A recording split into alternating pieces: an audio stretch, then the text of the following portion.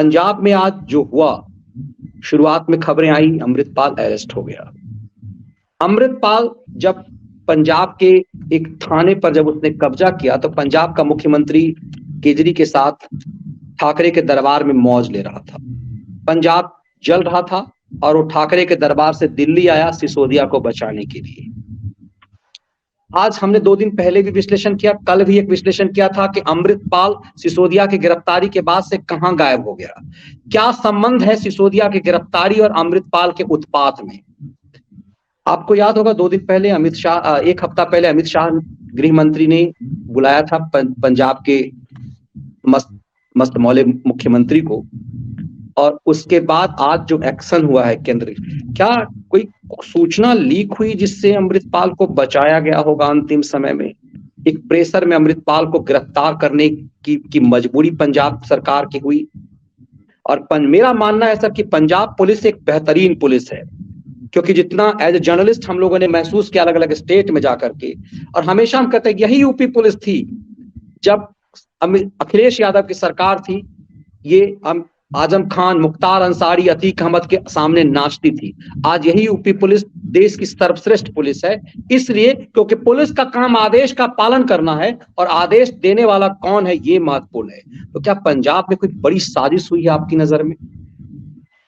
Money जी, बहुत बड़ी साजिश है, और अभी वह इसलिए मैंने खोल लिया, दर्शकों को दिखा दो, हम लोग ट्वीट नहीं कर पाएंगे कि मनी जी ये 10:30 बजे जी न्यूज ने अपडेट किया है इसको, अपने करेस्पॉन्डेंट के नाम से बाईलाइन खबर है कि पंजाब पुलिस मुकर गई है। मनी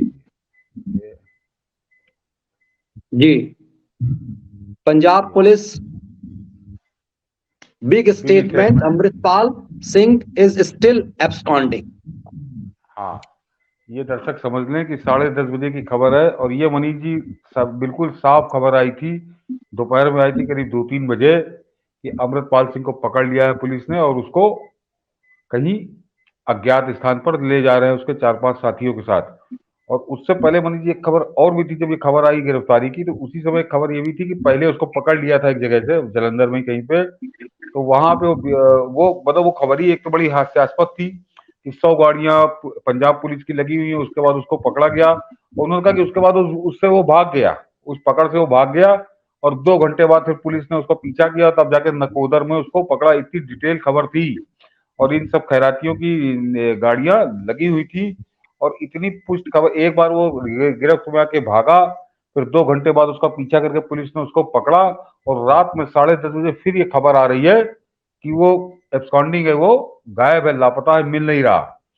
तो मनीष जी ये जो अभी रात का जो अपडेट है, ये बहुत खतरनाक अपडेट है। और आगे मैं फिर जो बात हम लोग लगातार आए हैं, हम फिर कह रहे हैं कि पंजाब बहुत खतरनाक हाथों में चला गया है, बिकाऊ हाथों में चला गया है, जो विदेशी देश के दुश्मनों के हाथों बिक चुके हैं। जरा पूरा प्रकरण समझिए मनीष जी, कि ये तो नौटंकी करी है भगवंत सिंह मान ने, और ये मैं क्यों कह रहा हूँ नौटंकी की है, कि 23 या 24 फरवरी को इस अमृतपाल सिंह ने हमला किया था थाने पे, और थाने से उसने छुड़वा लिया था जिस अपहरणकर्ता को, जिसके खिलाफ मुकदमा दर्ज था, अपने दोस्त को इसने छुड़वाया। और वो सब लोगों ने टीवी पे देखा किस तरह से इसने तांडव किया था, बाकायदा पुलिस वालों में तलवारों से हमले करके थाने में घुस के इसने छुड़वाया था। और उसके बाद पंजाब के डीजीपी ने आके ये सफाई दी थी कि ये तो बड़ा शांतिपूर्ण प्रदर्शन था, उनकी कुछ मांगे थी, उसकी हमने जांच की तो इसके खिलाफ कोई सबूत नहीं था, तो हम इसको कल छोड़ देंगे। मतलब पंजाब पुलिस ने सरेंडर नहीं, पंजाब पुलिस अमृतपाल के चरणों में लेट गई थी। जो बात आपने कही मनीष जी कि पंजाब पुलिस की समस्या नहीं है, समस्या है कि ऊपर शासक कौन बैठा है, ऊपर शासक कौन बैठा है, फिर उसी हिसाब से अपने कठपुतली अफसर बैठा ले जाते हैं। तो वो उस घटना के बाद मनीष जी 26 फरवरी को, इसके 2 दिन बाद कैप्टन अमरिंदर सिंह दिल्ली आए थे, और इसीलिए आए थे कि ये जो घटना हुई है, उस आदमी का बड़ा अनुभव है कि ये फिर से जो हम लोगों ने प्रोग्राम भी किया था मनीष जी, ये पंजाब में खालिस्तान के, तो उसी मुद्दे को लेकर वो अमरिंदर सिंह पहुंचे थे 26 फरवरी को। उन्होंने अमित शाह से मीटिंग करके उसको ब्रीफ किया था, और फिर इसके 2 मार्च को, शायद संभवतः 2 या 3 मार्च को इसका बुलवा हुआ था, ये शराबी 3 का। मार्च 3 मार्च 2 या 3 मार्च को था, 3 मार्च सही कह रहे हैं आप। तो 3 मार्च को इसका बुलवा, और मेरे ख्याल से अमित शाह ने इसको कुछ कसा होगा, जो भी कहा हो। और फिर उसके बाद इधर दिल्ली में मनीष सिसोदिया गिरफ्तारी जो एक्शन ईडी और सीबीआई का शुरू हुआ वो एक दबाव था। तो ये प्रॉमिस करके आया था, तो पंजाब से लौटते ही इसने कुछ लाइसेंस लाइसेंस कैंसिल किए जो अमृतपाल के गुंडे थे उनके उनके उसमें एक महत्वपूर्ण आदमी पकड़ा गया था। शायद वो ब्रिटेन का वो नागरिक है और वो पूरा सोशल मीडिया इसका अमृतपाल के चलाता है। मैं उसका नाम गुरिंदर पाल ऐसे कुछ नाम है उसका, मैं नाम भूल रहा हूँ। तो तब मुझको लगा था कि शायद अब कुछ आगे कार्रवाई होगी, लेकिन उसके बाद ये कार्रवाई हुई, आज हुई समझिए। वो 10 को वो पकड़ा गया था, उसके बाद ये लाइसेंस कैंसिल हो रहे थे, दिखावे के लिए हो रहे थे, और आने के बाद रात में ये खबर आती है, तो इसका मतलब मनीष जी फिर पंजाब की गवर्नमेंट ने सरेंडर किया है। उसको पकड़े जाने के बाद, गिरफ्तार करने के बाद दोबारा छोड़ दिया गया है। और मनीष जी अब तो हम अपने कार्यक्रम के माध्यम से हम लोगों का एक अनुरोध मांग है समझिए प्रधानमंत्री से, देश के गृह मंत्री से, कि अब ये राज्य का मामला नहीं है मनीष जी, ये राज्य का मामला नहीं। ये ट्रक ड्राइवर जो दुबई में ट्रक चलाता था और ये आके पूरे देश में तांडव कर रहा है, प्रधानमंत्री और गृह मंत्री को जान से मारने की धमकी दे रहा है। मनीष जी अब तो ये कानून है, अधिकार है एनआईए को कि अब इस तरह के मामलों में एनआईए सीधा हस्तक्षेप कर सकती है। तो अब ये पंजाब पुलिस नहीं, क्योंकि पंजाब पुलिस इसके दबाव में है शराबी के, तो वो और शराबी कैसा खेल खेल रहा है ये मैंने अभी बताया आपको कि वो थाना वाला था, और आज ये वाला कि गिरफ्तार करने के बाद 3-4 घंटे तक इस पर खबर चलने के बाद अचानक अभी 10:30 बजे खबर है कि वो भाग गया, वो पंजाब पुलिस को नहीं मिल रहा। इसका मतलब मनीष जी मेरे ख्याल से उस भीड़ से, खिरातियों से बचा के पुलिस ने उसको कहीं उसके सुरक्षित ठिकाने पहुंचा दिया। और सबसे बड़ा सवाल मनीष जी ये है, इस शराबी से कोई नहीं पूछ रहा। मैं देख रहा था यही, जहां आज प्रधानमंत्री को भी शाम को बुला के ताता थैया कर रहे थे कि मनीष जी जिस समय खबर आई थी कि अमृतपाल को पकड़ लिया गया, ये हाँ ये देखिए वीडियो जो आपने, ये जब भाग रहा था, साफ ये इसका डर दिख रहा है।